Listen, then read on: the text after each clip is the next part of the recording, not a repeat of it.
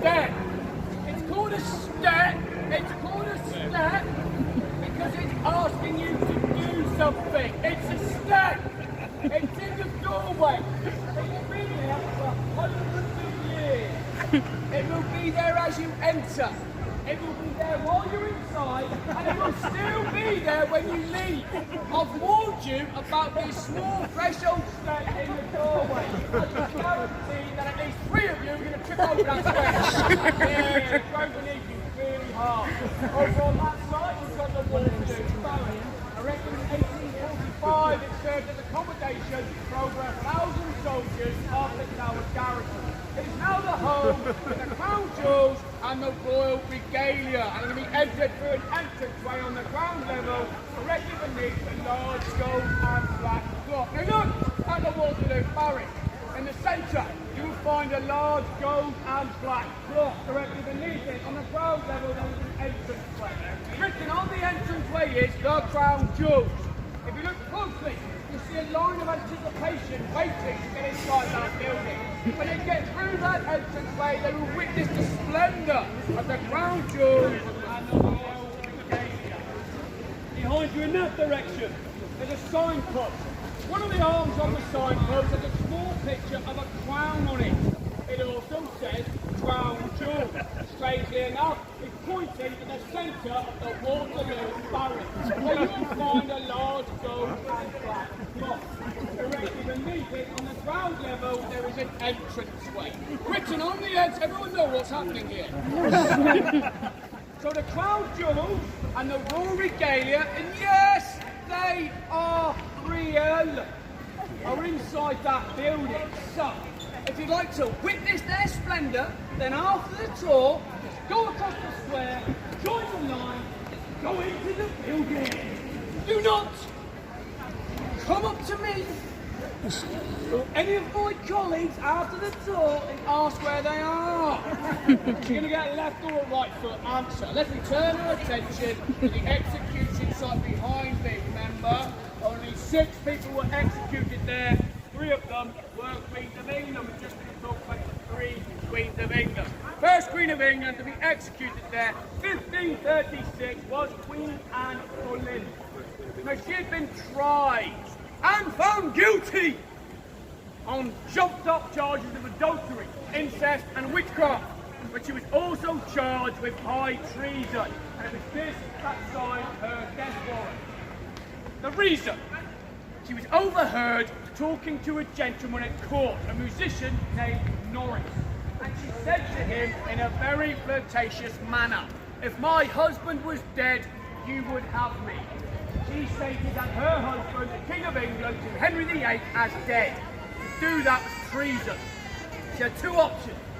She could either be burned at the stake, or she could have her head smitten from her body inside the Tower of London. So she chose the latter, but she feared the plot in act greatly. So she requested that it be carried out in the French manner, with a 2-handed, double-edged sword. A French sword was brought over to carry out the execution. The private scaffold was erected just there, a wooden platform, straw and hay through a bottom surface. The executioner stood on top of the scaffold. His sword was hidden behind him. Now the Queen climbed the steps onto the scaffold, she turned her back to the executioner, she got down onto her knees, she bowed her head, and she began to pray. "Lord, have mercy upon my miserable soul." As she did this, the executioner, quietly, retrieved his sword from its hiding place, and he stood behind the Queen. Now he said something in the lines of, "Boy, bring me my sword." This startled the Queen. She looked up from her prayer, and she looked into the gathered crowd, stood as you are now. Now as she did this movement, her neck went into the correct position for the executioner to strike. And strike he did. One swift movement. He removed her head from her body. But he quickly retrieved that severed head, and he held it aloft, and he showed it to the gathered crowd stood where you are now. As he did this, there was a large gasp from the crowd.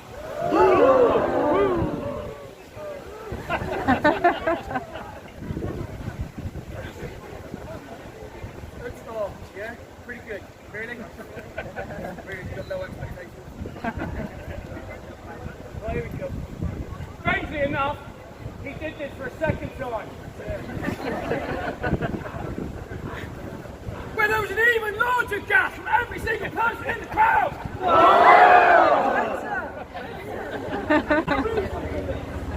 He was so swift and precise in his arm, the head did not know it was separated from the body. So her eyes were still looking into the crowd, which was wording her final prayer. Documented facts for those that witnessed. Second Queen of England to be executed there was Queen Catherine Howard. And she was executed due to her association with other men before and during her marriage to King Henry VIII. But it was to be her alleged affair with Thomas Culpeper, a gentleman of court, that was to be her undoing. On the scaffold site, she told her executioner, "I come here to die the Queen of England, but I'd rather die the wife of Thomas Culpeper." An ambitious abuse, or a sweet declaration of love, we shall never know. You think it was a sweet declaration of love? Yeah, of course it was. It was a sweet declaration of love from a dying queen to the only man she had ever truly loved. Thomas Culpeper didn't think so, though. No, he was in the back of the crowd going, "No, what?"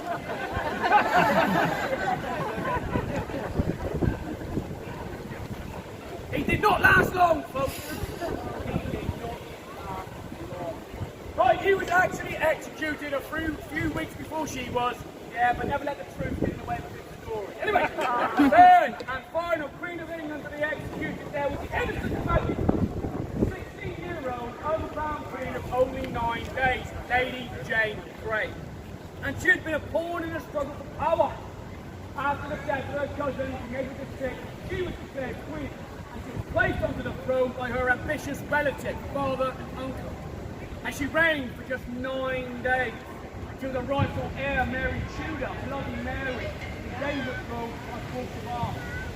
Lady Jane and her 19-year-old husband, Lord Guildford Dudley, returned to the Tower of London, sentenced to death for treason. She was imprisoned in number 5, Tower Green, second green door locked.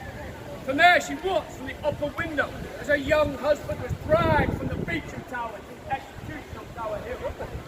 An hour later, she would still be gazing through that window, and she would see his headless body being brought back in a handcart for burial in that chapel.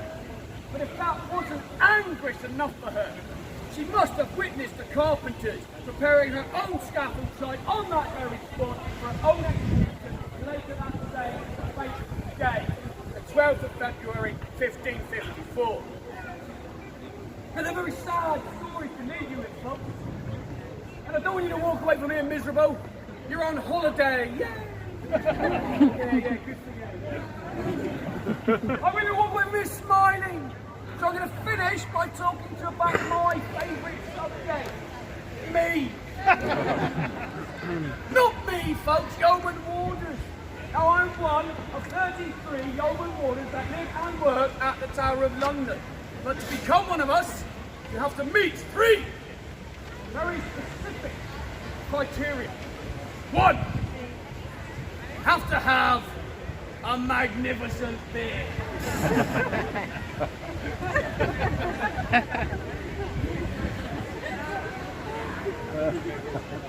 2, you have to be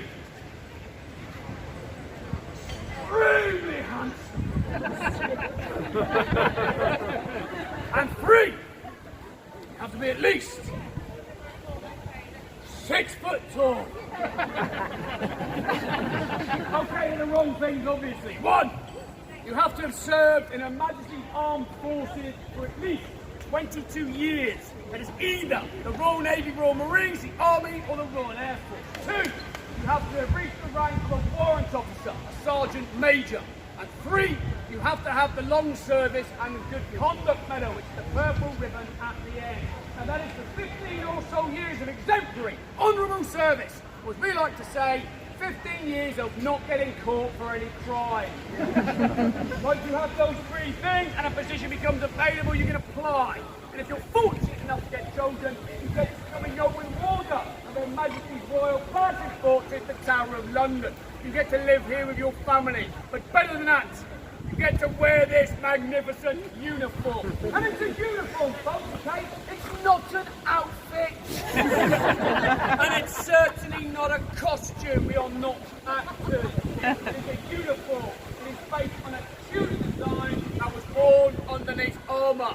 On the front, there's a picture of a crown. Beneath it, E2R. Elizabeth, Seconda Regina, Queen Elizabeth II in Latin. We belong to Her Majesty. Now, another question you might be asking yourselves, why do they call you BEEFEATER? Yeah, we don't know, so stop asking us the question. It's a nickname.